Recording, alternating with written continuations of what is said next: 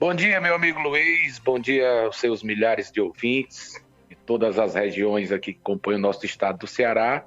Em primeiro lugar, queria agradecer o convite que você nos faz, aqui falando diretamente de Quixadá, onde também nós temos uma emissora aqui local que transmite o seu programa, e fica à sua disposição e à disposição dos ouvintes para qualquer esclarecimento, qualquer dúvida relacionada ao assunto que você já abordou. Doutor Eudes Johnson, inclusive Ocara nos dá grande audiência, o senhor trabalha no município de Ocara e em outros municípios do Sertão Central e da região metropolitana. Me responda a seguinte indagação: eleição 24, há possíveis mudanças ou algo já concreto de mudanças nas regras eleitorais para a eleição de vereador e de prefeito? Sim, nós estamos na expectativa que o Congresso, até o dia, provavelmente dia 5, 6 de outubro, que é um ano antes, né, do ano das eleições, estejam já com essa mini-reforma concretizada. E, na verdade, Luiz, essa reforma eleitoral, ela começou em 2021. Foi criada uma PEC na Câmara, de número 112, e essa PEC foi aprovada pela Câmara, mas já chegou ao Senado no apagar das luzes, né, de 2021, por volta do final do mês de setembro, e não se pôde fazer muita coisa com relação à reforma do Código Eleitoral, que ia envolver diversos setores do direito eleitoral: prestação de contas, inelegibilidade, coligações, registro de candidaturas, quantidade de vagas. Tudo isso estava sendo discutido nessa mini-reforma que não se concretizou. Retomaram os trabalhos agora em 2023, né? Inclusive ela está no Senado. Se eu não me engano, é o senador Marcelo Castro, que é o relator dessa reforma eleitoral. E aí nós temos até o final de setembro, início de outubro, para concretizar. Algumas mudanças foram feitas separadas da reforma e já estão em prática, como, por exemplo, as federações, que foi criada em 2021, já passou a valer nas eleições do ano passado, onde os partidos, substituindo as coligações, eles ficam coligados durante os 4 anos daquele determinado mandato do qual concorreram. Então, nós tivemos várias federações a nível nacional, Cidadania com PSDB, PT, PV, PCdoB. Então, esses partidos eles estão numa espécie de coligação, né? É um tapa-buraco, vamos dizer assim. Mas ficamos felizes porque também voltou-se a discutir, né? Já temos mais de 150 emendas nessa reforma com relação às coligações, né? O retorno das coligações proporcionais, aonde já passaria a valer para as eleições de 2024, caso seja, né, promulgado até o início do mês de outubro. Não seria um retrocesso, seria um sucesso o retorno das coligações para exatamente dar mais fôlego a esses partidos pequenos com poucos candidatos e que necessitam alcançar, né, o coeficiente eleitoral. Né? Uma das mudanças também, que já foram incluídas agora nas eleições do ano passado, Luiz, foi a quantidade de vagas. Né? O partido ele poderia lançar no seu município, no seu estado, 150% do número de vagas concorrentes. Então, vamos dar aqui um exemplo. Se Quixadá com 17 vagas para vereador, o partido poderia lançar 26 candidatos, respeitando aquele limite dos 70% e 30% para cada sexo. E agora, para as eleições de 2022, houve uma redução do número de candidatos. Quer dizer, o partido só pode lançar o número de vagas que está concorrendo, acrescido de mais um. Então, hoje, por exemplo, Quixadá só poderia lançar 18 candidatos. Seria 17 pelo número de vagas, mais um.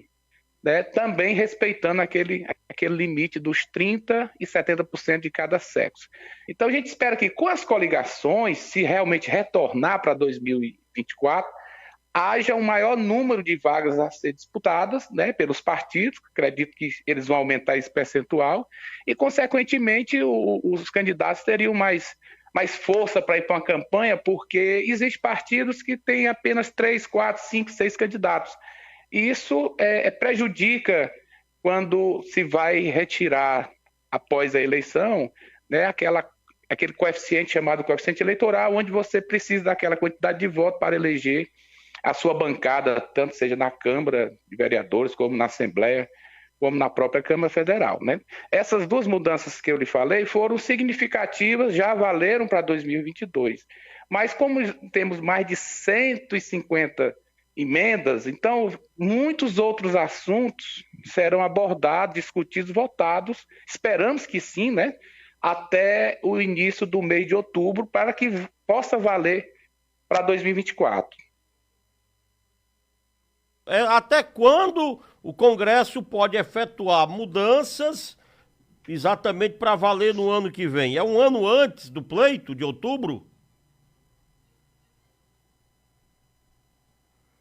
Doutor Eudes Johnson, até quando o Congresso pode efetuar mudança nas regras? É um para valer no ano que vem?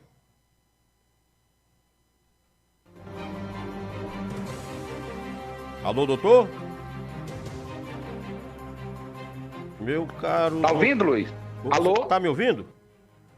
Tô lhe ouvindo. Até quando o Congresso pode efetuar mudanças? Essas regras, para valer no ano que vem, tem que estar prontas até quando? É um ano antes da eleição? Exatamente, exatamente. As eleições do próximo ano, elas irão ocorrer no dia 6 de outubro. Então, até o dia 5 deste ano, o Congresso tem que estar com a reforma pronta e promulgada pela Presidência da República. Então, nós temos até o dia 5, né? E esperamos que desta vez, como não ocorreu em 2021, ela seja votada na sua totalidade.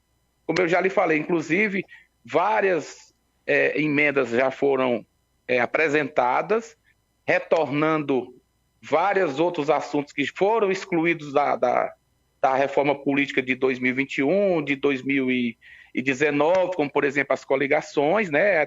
Os partidos estão naquela expectativa do retorno das coligações proporcionais, fizeram aí uma espécie de um tapa-buraco com essas federações, mas há essa possibilidade do retorno, né, das coligações, e aí, consequentemente, os candidatos terão mais fôlego para disputar o pleito.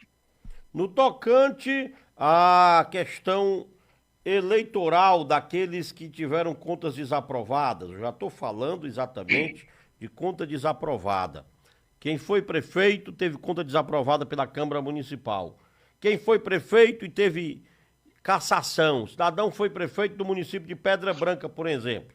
Há um caso em Pedra Branca em que o prefeito ia ser cassado, renunciou. Há outros casos, Pacajus, por exemplo, prefeito cassado. Esses casos, tanto da conta desaprovada pela Câmara Municipal e prefeito cassado por Câmara Municipal, esse povo pode disputar a eleição no ano que vem? Luiz, a jurisprudência, inclusive, dos próprios tribunais, do próprio Tribunal de Contas, né, que é através dos acordos desses julgados que eles expedem o parecer prévio e deixa para a Câmara a votação política das contas de governo. Se o parlamento agiu regimentalmente, né, com todo o cumprimento dos prazos, deu oportunidade ao prefeito da ampla defesa e do contraditório, e por final julgou desaprovado as contas, confirmando o parecer do tribunal, é muito difícil o prefeito reverter essa situação. Quando há irregularidade no processo que tramitou na Câmara, aí os prefeitos, muitos entram, né, com medidas cautelares para que possa sustar a decisão da Câmara e discutir no judiciário. É o que vai acontecer com muitos prefeitos que tiveram suas contas desaprovadas pela Câmara, mantendo o parecer pela desaprovação do Tribunal de Contas, e às vezes até o Tribunal dá o parecer favorável, mas a Câmara, como tem o poder político de não acatar o parecer e desaprovar, vai haver uma enxurrada de processos, de ações na Justiça, né, na Justiça Comum, visando o registro de candidatura. E aí muitos vão competir com liminares, né, que poderia ser expedido pelo juiz, do qual a vara vai ser analisada, vai analisar esses processos de contas, mas com certeza sim, hoje, né, assim, já é dominante que contas de governo desaprovadas, com total trâmite pela Câmara, o prefeito fica inelegível pelos 8 anos, a partir do momento da decisão, né, da Câmara Municipal. Então, e prefeito não cassado pela Câmara Municipal. O prefeito de município Y foi cassado pela Câmara Municipal. A situação é mais complicada ou não? Agora tem que ver se ele foi cassado exatamente por qual motivo. Foi pelo o descumprimento, né, do mandato, de algumas prerrogativas que competiam a ele não foram cumpridas. Foi cassado por uma decisão que já existia judicialmente, a Câmara apenas ratificou. Então, cada caso aí específico, né, a gente tem que analisar, isso será analisado caso a caso, né? Aí, especificamente, não. Sobre questão de contas, já temos um veredito, são 8 anos inelegível. Sobre cassação, tem que ver qual é a pena imputada ao prefeito em virtude dessa cassação. Foi 3 anos, foram 5 anos, foi apenas um cumprimento de uma decisão judicial, já tem uma decisão desfavorável ao prefeito e a Câmara, aproveitando a onda, né, fez aquela questão do impeachment e cassou o prefeito e disse lá na cassação, apenas ratificando o tempo de inelegibilidade que já tem lá no judiciário, por nota de probidade, enfim. Esses casos são mais isolados. A gente tem que ver o motivo da cassação para que seja imputada aquela pena. Que, às vezes, poderá, dentro do próprio mandato, o prefeito ser cassado e cumprir a pena e voltar elegível na eleição seguinte. Caso um processo desse, por exemplo, seja feito no primeiro ano do mandato, né? Porque são várias espécies de prazo de cassação. Mas no cotidiano, no geral, a maioria vão ter problemas nos registros de candidaturas com relação às contas julgadas irregulares pelas câmaras após o parecer do Tribunal de Contas. Existem alguns casos. A gente tem aqui, por exemplo, Eusébio, o Acilon é prefeito, seu filho era deputado e foi candidato a prefeito do Aquiraz. Fala-se hoje que o prefeito de Morada Nova, prefeito de 2 mandatos, eleito em 2016, reeleito em 2020, lançará seu filho candidato em Limoeiro do Norte. Isso é possível? O que é que a legislação diz acerca disso? As decisões dos tribunais, especialmente TSE, tratam o que falam acerca de casos desta natureza, doutor? Olha, atualmente a jurisprudência dominante é no sentido que não pode ser caracterizado um terceiro mandato, independentemente de onde esteja sendo lançado aquele determinado candidato. Nem para o mandatário e muito menos para os seus parentes até o terceiro grau. Até o segundo grau, perdão. O que ocorre? É que, por exemplo, se eu já estou no segundo mandato, eu nem posso lançar um parente meu, um filho, uma esposa, um irmão, dentro do meu município e muito menos em outro município na sequência da eleição seguinte. Então, nesse caso aí, vai haver também, se isso acontecer, vai haver também uma enxurrada de ações por inelegibilidade, porque o Tribunal Superior Eleitoral ele não aceita um terceiro mandato continuado, independentemente que seja um mandatário. Eu posso pensar assim, vou renunciar aqui no meu município 6 meses antes, faço a transferência do meu domicílio eleitoral para o município de São Paulo e lá serei candidato. Não, porque caracterizaria um terceiro mandato, independente de ser no município vizinho ou em qualquer município do país, né? Tanto para o mandatário, Luiz, como para os seus parentes até o segundo grau. Aí ele estaria inelegível por conta dessa caracterização da sequência de um mandato do qual ele já se usufruiu os 2 primeiros. Tudo bem. Doutor Eudes Jones, para concluir, eu lhe pergunto, cota de gênero. No ano passado, na eleição de 2020, a gente teve vários vereadores, aqui no Ceará mesmo, perderam o mandato. A gente teve na eleição de 22 deputados cassados. Nós temos aqui no Ceará 4 deputados estaduais cassados por suposta fraude em cota de gênero. É assunto para os partidos, para os candidatos estarem atentos, de olho bem aberto com relação a esse assunto, não é verdade? Exatamente. Nós tivemos um caso aqui de uma cassação de um vereador, né, e quase mais 3 vereadores também seriam cassados por conta dessa obrigatoriedade, porque não é só preencher as vagas no gênero masculino ou feminino. O candidato tem que mostrar que foi ativo na campanha, que abriu conta, que angariou receitas, que fez despesas, que fez publicidade, né? Que até mesmo teve candidatos aqui que nem neles votaram, né? Ou seja, zeraram o voto. Aí o tribunal tem entendido que isso aí é fraude e, consequentemente, com a fraude, ela vicia toda a chapa. E aí, às vezes, quem nem tem nada a ver, como o vereador eleito, por exemplo, é penalizado com a perda do mandato.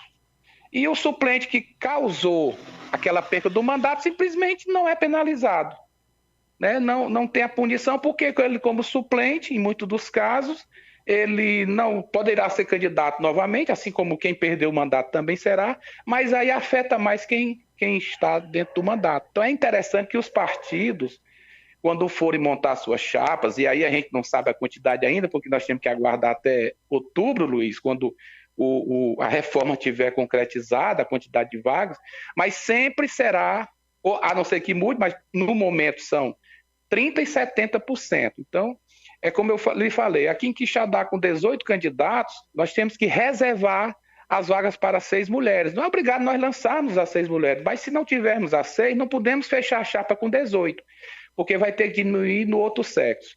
Então é importante que quando for fazer esse levantamento das chapas de candidatos proporcionais, procure pessoas que realmente tenham o desejo de ir para a campanha, não simplesmente coloca a esposa do candidato, a filha do candidato, que vai fazer propaganda para o próprio pai ou para a mãe, não faz para si, e aí pode se complicar quando das ações, né? Existem 2 ações para essa questão da cota de gênero, a ação de investigação judicial eleitoral, que ela é proposta no período da campanha, e posteriormente, com a eleição desses que supostamente tenham fraudado essas cotas, a AIME, que é a ação de impugnação de mandato eletivo, né, que ela é pós-eleição. Então, mesmo assim, é interessante que os partidos atentem para essa questão das cotas, porque é difícil hoje um partido que se comprovou que o candidato não trabalhou na campanha, não teve voto, o candidato eleito a vereador não perca o seu mandato. Então, é bom atentar para essa questão quando for do registro dos seus candidatos lá para os meados de julho, agosto, quando passar as convenções municipais. Eu lhe agradeço, Luiz, e estamos aqui à disposição dos amigos aí da região, das regiões que o seu programa tem essa audiência toda aqui no Sertão Central, Jaguaribe, aí na região aí do Pacajus. Um abraço aos amigos aí de Ocara, que estão sintonizados na emissora lá de Pacajus, que é local lá no município de Ocara. Ficamos às ordens, Luiz. Um bom dia a todos. Um abraço.